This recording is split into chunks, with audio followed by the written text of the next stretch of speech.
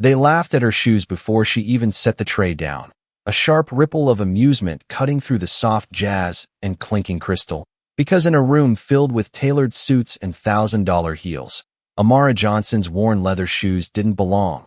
The stitching slightly uneven, the color faded from years of use, and one guest leaned closer with a smirk, whispering just loud enough to be heard. Did the help get lost on the way to a thrift store? And just like that, the table erupted, low laughter first, then louder, emboldened by each other, phones subtly angled, capturing the moment, turning humiliation into entertainment. And Amara stood there, perfectly still, her fingers tightening around the silver tray as the weight of their eyes pressed against her skin. But she didn't react, not the way they expected, no apology, no rushed retreat, just a quiet inhale, steady and controlled. Because she had learned long ago that dignity wasn't something you begged for, it was something you held on to, even when the world tried to strip it away, and the chandeliers above cast golden light across the marble floor, reflecting off polished surfaces that cost more than everything she owned combined. Yet none of it felt as heavy as the silence she carried inside, the kind built from years of being overlooked, underestimated, dismissed, and still choosing to stand. And one woman, draped in diamonds that caught the light with every small movement, lifted her glass and tilted her head, eyes scanning Amara from head to toe before landing deliberately on those shoes. "You'd think they'd at least provide proper attire," she said, her tone sweet but sharpened with cruelty. And a man beside her chuckled, adding, "Or maybe that's her best."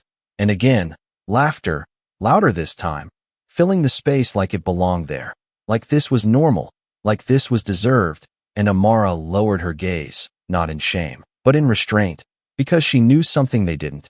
Something no one in that room could see, not in the dim glow of luxury and arrogance. That those shoes had walked miles no one here would ever survive, had stood through nights that demanded more strength than any of them would understand. And for a brief second, her thumb brushed against the edge of the worn leather, almost unconsciously, as if grounding herself in a memory she refused to let go of. And across the room, unnoticed by most, a man stood near the bar, his presence quiet but undeniable. Vincent DeLuca, the kind of man people didn't speak about loudly, not because they didn't know his name, but because they understood what came with it. And he hadn't moved since the laughter began, his gaze fixed, not on the guests, not on the spectacle, but on her, more specifically, on her shoes. His expression unreadable, but something in his eyes had shifted, something subtle yet undeniable, like recognition surfacing through years of distance. And as the laughter continued to echo, he set his glass down with a soft, deliberate motion, the sound barely audible, yet somehow enough to mark a change in the air. And then he started walking, slow, measured steps cutting across the polished floor, each one drawing closer to the center of the room, closer to her. And one by one, conversations began to falter, laughter thinning into uncertainty as heads turned, because when a man like Vincent DeLuca moved with purpose, people noticed, even if they didn't understand why. And Amara felt it before she saw it, the shift in the room, the subtle drop in noise, the way the air seemed to tighten. And she lifted her eyes just slightly, enough to catch the figure approaching. And for the first time that night, the room didn't feel so loud, because something was about to change, and no one there was ready for it. Vincent DeLuca did not rush. And that was the first thing everyone noticed, because men who needed attention moved quickly, but men who owned the room moved slowly, deliberately, like time itself adjusted to them. And with every step he took across the marble floor, the laughter that once filled the air began to thin, replaced by a quiet uncertainty that crept into every corner of the room. Glasses paused halfway to lips, conversations cut off mid-sentence, and even the woman in diamonds straightened slightly, her confident smile tightening as she watched him approach, because she knew exactly who he was, even if she wished she did not. And Amara stood exactly where she had been, her posture unchanged, her hands steady around the tray, but her heart moved differently now, not with fear, but with awareness, because she could feel the weight of his presence before he even spoke. And when he finally stopped in front of her, the silence became complete, the kind of silence that does not need to be asked for. It simply arrives, and he did not look at the guests, not at first, Not even at the woman who had spoken. His gaze dropped directly to her shoes, those worn, carefully maintained shoes that had just been the center of mockery. And for a moment, he said nothing, just observed, as if searching for something deeper than what anyone else could see. And that was when Amara noticed it, the slight shift in his expression, not pity, not judgment, something else, something quieter, more personal. And it unsettled her more than the laughter ever had, because she did not understand it. And then his voice came, low, calm, controlled. Where did you get those shoes? And it was not a question meant for entertainment, not a challenge, but something that carried weight, something that demanded truth. And the room leaned in without realizing it, drawn by the tone alone.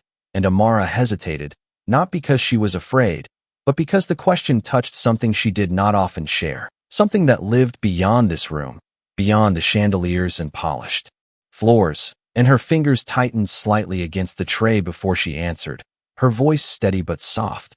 I have had them for years, and for a brief second, that seemed like it would be enough, like the moment might pass.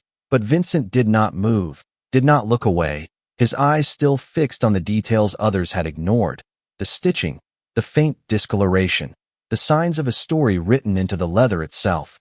And then he asked again, quieter this time, but somehow stronger, where did you get them? And something in the way he said it made it impossible to deflect, impossible to hide behind simple answers. And Amara felt it, the pull of memory, the kind that does not fade with time, the kind that stays. And she swallowed lightly before speaking again, this time with a truth she had not intended to share tonight. I used them to walk someone out of a place they could not leave on their own. And the words were simple, but they carried something deeper beneath them, something that shifted the air once more. And Vincent's jaw tightened just enough to be noticed if you were looking closely. And now, finally, he lifted his gaze, not to her face, but to the people around them, the ones who had laughed, the ones who had turned a moment into a spectacle. And when he spoke again, his voice was no longer quiet. It carried, smooth and controlled, but impossible to ignore. Is that what you found funny?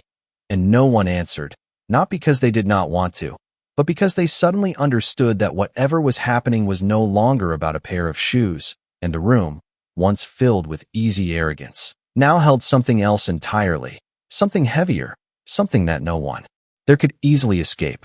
No one spoke, not the woman in diamonds, not the man who had laughed the loudest, not even the ones who had quietly recorded the moment just seconds ago, because something in Vincent DeLuca's voice had shifted the rules of the room.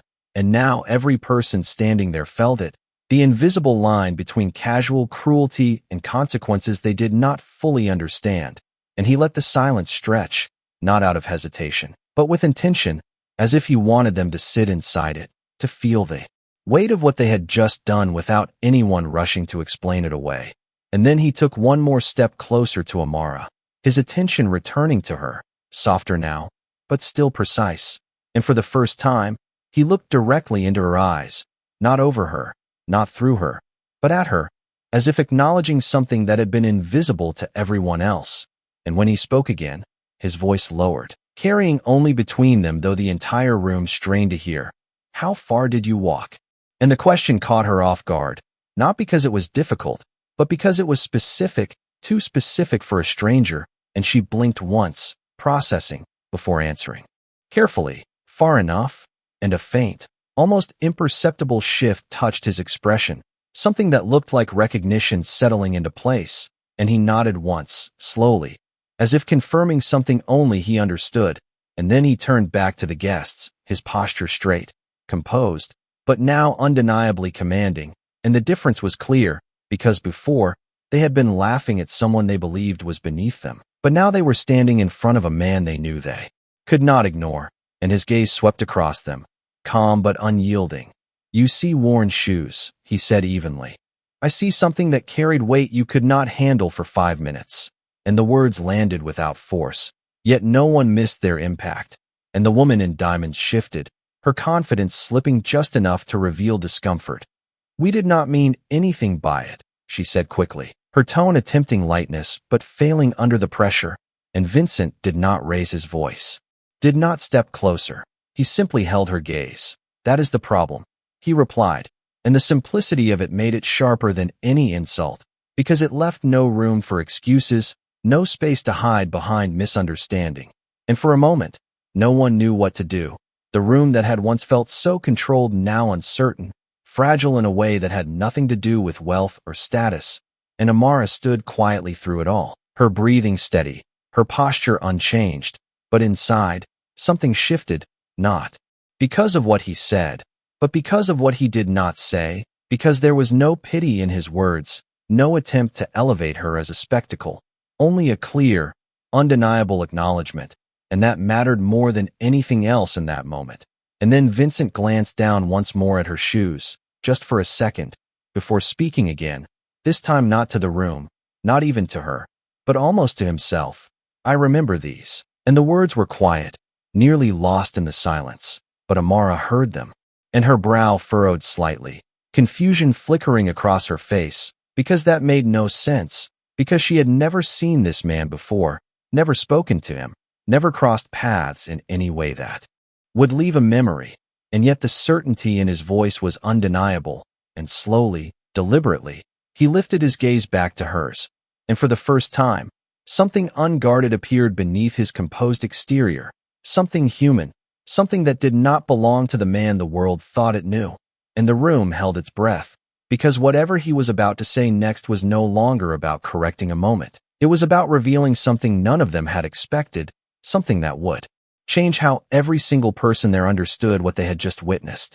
The room did not breathe, not a single movement, not a single whisper, because when a man like Vincent DeLuca let his guard slip even for a fraction of a second, it was not weakness people saw. It was something far more unsettling, something real, and his eyes remained on Amara as if the rest of the world had faded away, as if the chandeliers, the polished marble, the carefully curated elegance of the night had all become irrelevant.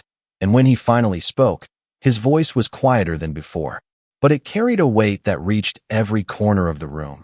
"It was raining," he said slowly, almost as if he was recalling it for himself. "Cold, relentless, the kind of night that keeps everyone inside." And the guests exchanged uncertain glances, not understanding where this was going. But no one dared interrupt, because the tone alone demanded attention, and Amara felt something shift inside her, a faint, distant recognition she could not quite place, like a memory hovering just out of reach. And Vincent continued, his gaze never leaving her. "I was not supposed to make it out of that night." And the words were simple, but the room felt them, not as a threat, not as a story of power, but as something personal, something stripped of status and control. And Amara's fingers tightened slightly around the tray, her breath catching just enough to notice, because now the pieces were starting to move, slowly, quietly, towards something she had not expected. And Vincent took a small step closer, not imposing, not aggressive, just enough to close the distance between them. "But someone did not walk away," he said, his voice steady. "Someone stayed." And the silence deepened, the kind that made even the air feel heavier. And Amara's eyes searched his face, confusion mixing with something else, something that felt like the edge of understanding. And then it came, not as a dramatic realization, but as a quiet truth settling into place, because she remembered that night too, not as something extraordinary, not as something worth telling, just as something that had needed to be done. And Vincent exhaled, slowly, as if releasing a moment he had carried for years. "You did not ask who I was," he said. "You did not wait for help. You just kept going." And now the room was no longer watching a confrontation. They were witnessing something entirely different, something that had nothing to do with status or wealth, and everything to do with a moment that had been invisible until now. And Amara finally spoke, her voice softer than before, but steady. "I remember someone who needed help, and that was all she said. No details, no claim, no attempt to define it as anything more than what it was. And something in Vincent's expression shifted again, this time unmistakable, a quiet respect that did not need to be announced. And he nodded once, not as a gesture of agreement, but as recognition, as if confirming that the person standing in front of him was exactly who he thought she was. And then, slowly, he turned back to the guests, his presence filling the room once more, but now it carried something deeper than authority, something that demanded more than attention. It demanded reflection, and when he spoke again, his voice was calm, controlled, but absolute.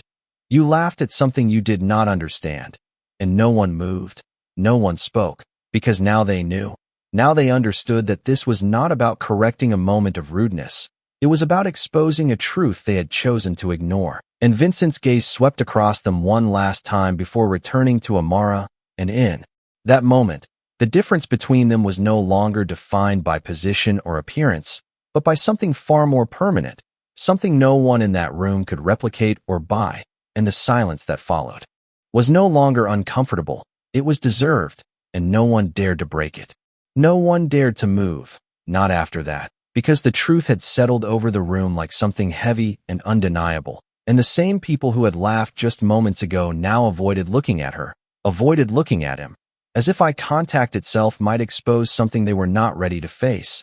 And Vincent DeLuca let the silence linger just a little longer, not to intimidate, but to make sure it stayed, to make sure it was felt. And then, without raising his voice, without any dramatic gesture, he did something no one expected. He reached out and gently took the tray from Amara's hands, not as a command, not as a correction, but as a simple act that shifted the balance of the room entirely. And for a second, she hesitated, surprised, her fingers releasing the weight slowly as if unsure whether this was real. And he set the tray aside on a nearby table with quiet care, as if it mattered, as if everything about this moment deserved precision. And then he turned back to her, standing just a step away now, close enough that the rest of the world felt distant, and his voice, when he spoke, was no longer for the room. It was for her. "You should not have to stand here and endure that," he said, not as an apology, but as a statement of fact. And Amara met his gaze, steady, composed, because she had endured worse than laughter, because this moment, as sharp as it had been, was not what defined her. And she replied quietly, "I am used to people seeing only what they want to see."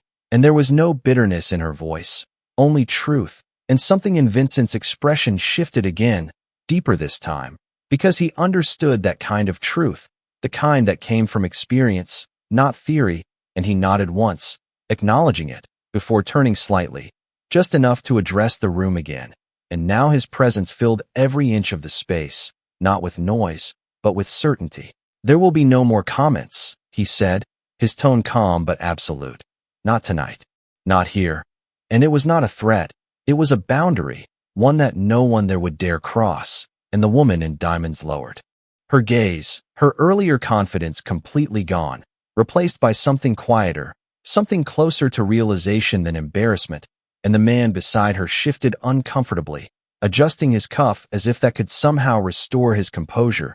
But nothing in that room was what it had been just minutes ago. And Vincent stepped back slightly, giving Amara space again, not placing himself above her, not positioning himself as a savior, but simply restoring what should have never been taken from her in the first place. And for a moment, they stood there, facing each other, the noise of the party slowly beginning to return in cautious fragments, conversations restarting in softer tones, laughter replaced with careful politeness. And Amara glanced down briefly at her shoes, the same shoes that had carried her through years of quiet resilience. And then she looked back up, her expression unchanged, but something in her eyes steadier than before. And Vincent followed her gaze for just a second before speaking one last time, his voice low, almost private. "Some things are not meant to be understood by everyone." And she gave a small nod, because she knew that already. She had lived it. And as he turned to walk away, the room did not erupt back into noise. It did not return to what it was, because something had shifted too deeply for that. Something that would stay long after the night ended, long after the guests left and the lights dimmed. And though no one said it out loud, every person there understood one thing clearly. They had witnessed something they could not undo, and they would not forget it. The music resumed first, soft and cautious, like it was asking permission to exist again.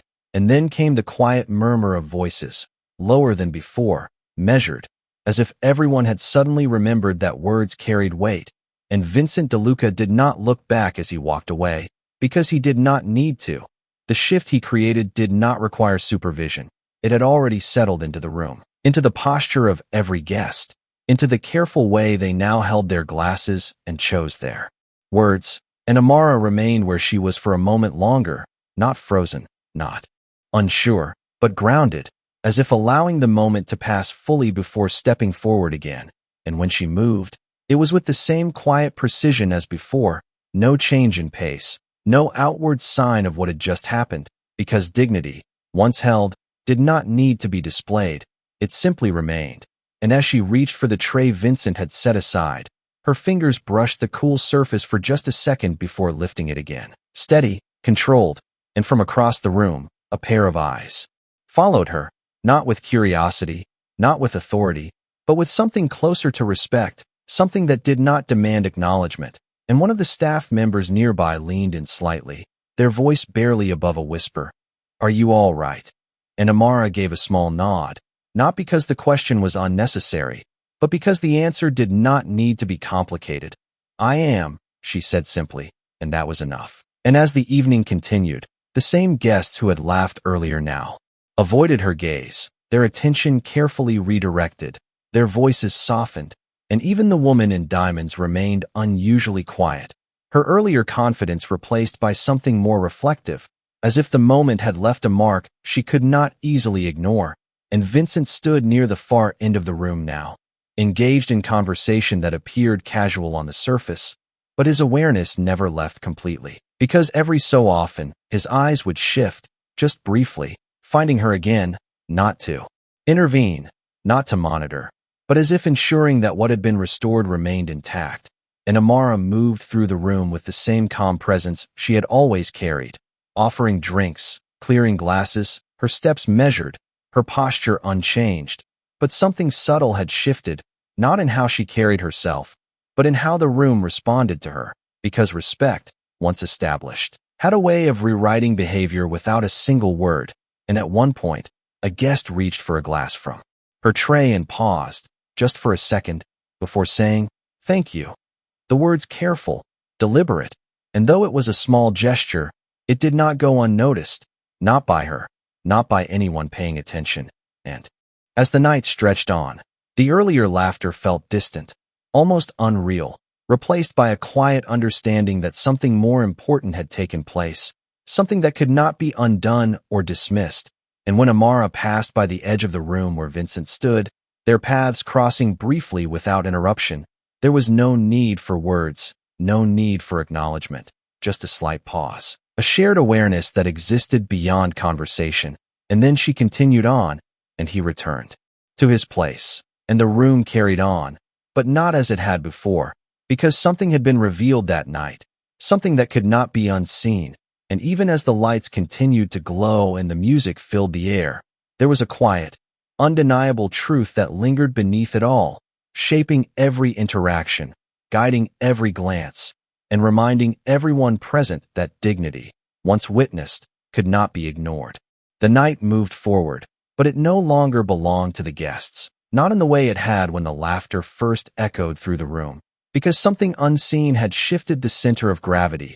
And even as conversations resumed and glasses were refilled, there was a quiet restraint in every movement, a careful awareness that had not been there before. And Amara continued her work with the same calm rhythm, her steps steady across the marble floor, her focus on each task precise. But now, wherever she went, the air seemed to adjust around her, not out of fear, but out of respect that had been forced into existence. And near the center table, the woman in diamonds finally set her glass down, her fingers lingering on the rim as if gathering the courage to do something unfamiliar. And when Amara approached to clear the empty glasses, the woman hesitated, just for a moment, before speaking, her voice softer than before, stripped of its earlier sharpness. "Excuse me," she said, and the words sounded different coming from her, almost uncertain. And Amara paused, meeting her gaze without hesitation, and the woman swallowed lightly before continuing. "About earlier, I should not have said that." And the apology was not dramatic, not elaborate, but it was real, and that alone carried more weight than anything she had said before. And Amara held her gaze for a second longer before giving a small nod, not dismissing it, not elevating it, simply accepting it as it was. And then she moved on, because she did not need the apology to define the moment. And across the room, Vincent observed this quietly, his expression unchanged, but his attention precise. And there was something in the way he watched that suggested he was not measuring the apology itself, but the shift it represented, the ripple effect of a single moment of truth moving through a room that had once been comfortable in its assumptions. And as the evening continued, more subtle changes appeared, guests speaking with more care, interactions carrying a different tone, as if everyone present had been reminded of something they had forgotten, something simple yet easily ignored. And Amara felt it too, not as a burden, but as a quiet acknowledgement that followed her without demanding attention.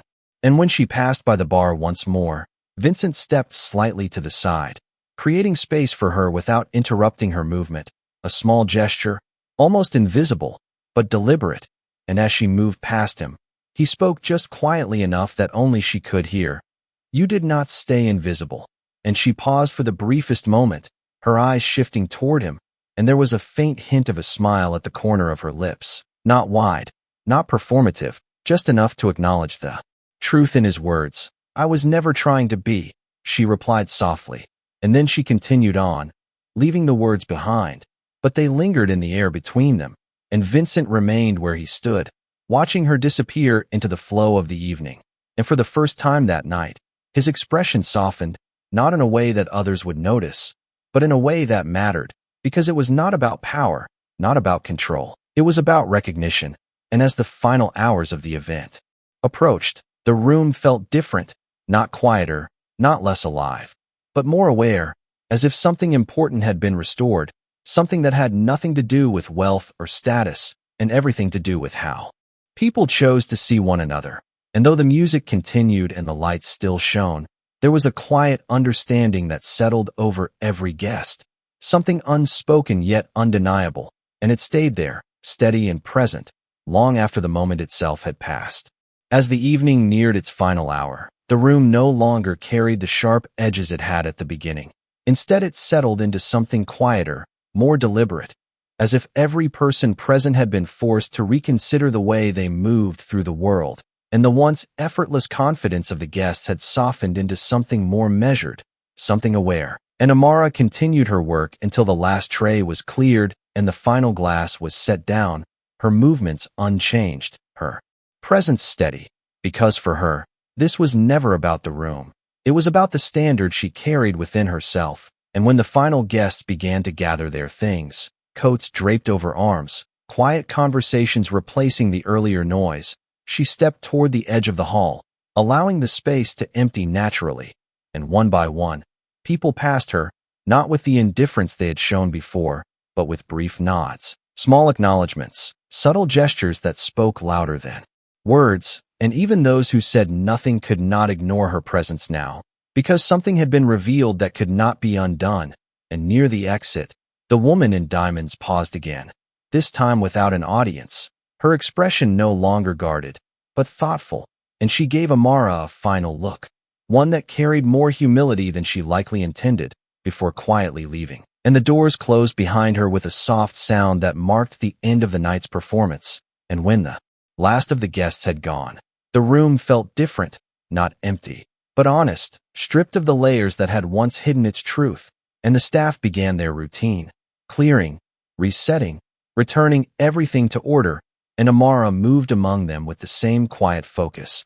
But now there was no weight pressing against her, no eyes judging, just the simple rhythm of work. And across the room, Vincent remained, no longer surrounded, no longer engaged in conversation, just standing near the window where the city lights stretched endlessly beyond the glass. And for a moment, he said nothing, did nothing, as if allowing the silence to settle fully. And then, without urgency, he walked toward her once more, not as a man making an entrance, but as someone stepping into a moment that did not need to be announced. And when he reached her, he stopped at a respectful distance, his presence calm, grounded, and she turned to face him, her expression steady, because there was no longer any uncertainty between them, only understanding. And he spoke simply, "I never said thank you." And the words were not heavy, not dramatic, just honest. And Amara met his gaze, her voice just as calm. "You did not have to." And he nodded slightly, as if acknowledging that, but not accepting it fully, because some things, once recognized, could not be left unspoken. And for a brief moment, neither of them moved, the city lights reflecting softly across the polished floor, creating a quiet contrast to the intensity that had filled the room earlier. And then Vincent glanced once more at her shoes, not as a reminder of what had happened, but as a recognition of what they represented. And when he looked back up, there was no distance in his expression, no barrier, just clarity. Some people spend their whole lives trying to be seen, he said quietly, and never understand what it actually means. And Amara listened, not as someone being instructed, but as someone who already knew the truth behind those words. And she gave a small, knowing nod, because she had never needed a room full of people to define her worth. And as the staff continued working around them, the moment remained untouched, separate from everything else. And then, without ceremony, without anything more needing to be said, Vincent stepped back, allowing the space to return to its natural rhythm. And Amara turned back to her work, the night now complete, but the impact of it lingering far beyond the walls of that room. Because what had been revealed there was not temporary. It was something that would follow each person who had witnessed it, quietly shaping the way they saw the world, long after the lights had dimmed. By the time the last light dimmed and the staff finished resetting the room, the night no longer felt like an event. It felt like a memory already settling into something permanent, something that would be carried quietly by everyone who had been there. And outside, the city stretched on, cars passing, distant sounds blending into the rhythm of a world that never paused. And Amara stepped out into the cool air, the soft hum of traffic replacing the polished silence of the hall, her shoes meeting the pavement with the same steady rhythm they always had, unchanged, unremarkable to anyone who did not know their story. And she walked a few steps before stopping, not out of hesitation, but out of habit, the kind that comes from always being aware of her surroundings. And behind her, the door opened once more, and Vincent DeLuca stepped out, the city lights catching the edges of his silhouette. And for a moment, neither of them spoke, because words were not always necessary, especially after something that had already been understood. And he moved closer, not with urgency, not with authority, just enough to stand beside her, both of them facing the street ahead. And he spoke quietly. Most people would have thrown those away. And she glanced down briefly at her shoes before looking back up, her expression calm. Most people did not need them the way I did, she replied. And there was no pride in her voice, only truth. And Vincent gave a small nod, as if that answer confirmed something he had already believed. And for a moment, the noise of the city filled the space between them, comfortable, unforced. And then he reached into his pocket, not for anything dramatic, not for a gesture meant to impress, but simply to hand her a small card, plain, understated, his name printed without decoration. And he held it out, not as an offer, not as an expectation, but as a possibility. And Amara looked at it for a second before taking it, her fingers brushing against the edge. And she did not react immediately, did not ask questions, because she understood what it was without needing it explained. And he spoke again, just once more. If you ever need something different, he said. And he did not finish the sentence, because he did not need to. And she understood that too. And after a brief pause, she slipped the card into her pocket, not as acceptance, not as refusal, but as acknowledgement. And then she looked at him, meeting his gaze one last time. And there was no imbalance there, no difference in standing. Just two people who had crossed paths in a way neither of them had planned. And she gave a small nod, the same quiet gesture she had given before. And then she turned and began to walk, her steps steady against the pavement, her figure blending into the movement of the city. And Vincent remained where he was, watching for a moment, not out of control, not out of curiosity, but out of recognition. And then he exhaled softly, turning back toward the building, the night now complete. And as Amara continued down the street, the lights reflecting faintly against the worn leather of her shoes, there was nothing about her that demanded attention, nothing that needed to prove anything. And yet, anyone who had truly seen her that night would never look at someone the same way again. Because dignity does not announce itself, it reveals itself, quietly, unmistakably. And once seen, it cannot be ignored. And that night, without noise, without spectacle, the world had been reminded what it looks like.